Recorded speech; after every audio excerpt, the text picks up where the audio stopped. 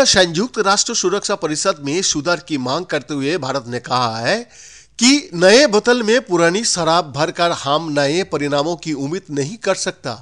अंतर्राष्ट्रीय बहुपक्षीय संस्थानों को विस्तार के लिए नए दिल्ली की रुख को दोहराते हुए संयुक्त राष्ट्र में भारत की स्थायी राजदूत रुचिरा कंबोज ने कहा कि बहुपक्षीय संस्थान शायद ही कभी मरता है, लेकिन वो अप्रासंगिक हो जाता है। रुचिरा कंबोज बुधवार को न्यूयॉर्क में सुरक्षा परिषद सुधारों पर अंतर सरकारी वार्ता में बोल रही थी। रुचिरा कंबोज ने इस बात पर भी प्रकाश डाला कि इस सितंबर में यूएनजीए ने 85 से ज्यादा वैश्विक नेताओं से व्यापक और सार्थक सुधारों के लिए स्पष्ट आह्वान सुना है। उन्होंने आगे कहा कि इन आह्वानों का उत्तर दिया जाना चाहिए। हम सभी को ये महसूस करना चाहिए कि घड़ी टिक टिक कर रही है और वैश्विक चुनौतियों के सामने दूसरी दिशा में मुड़ना कोई विकल्प नहीं है। मैंने सह अध्यक्ष के समक्ष ये कहा है और मैं फिर से कहती हूँ, बहुपक्षीय संस्थान शायद भी कभी मरता है, वो बस अप्रासंगिक हो जाता है। भारतीय दूत ने नई दिल्ली की अध्यक्षता के दौरान अफ्रीकी संघ के G20 में शामिल करने का भी हवाला दिया, जिससे समूह अधिक प्रतिनिधि और प्रासंगिक संस्थान बन गया।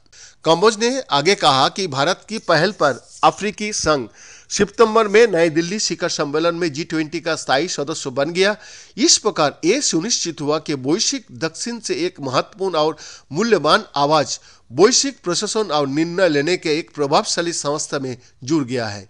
ये भारत का दृढ़ विश्वास था कि G20 में अफ्रीका की पूर्ण भागीदारी के साथ ये समूह वास्तव में एक अधिक प्रतिनिधि और प्रासंगिक संस्था होगी। उन्होंने कहा, सुधार में इस महत्वपूर्ण कदम से संयुक्त राष्ट्र, जो कि एक बहुत पुराना संगठन है, ये सुरक्षा परिषद समसामयिक बनाने के लिए प्रेरित करना चाहिए।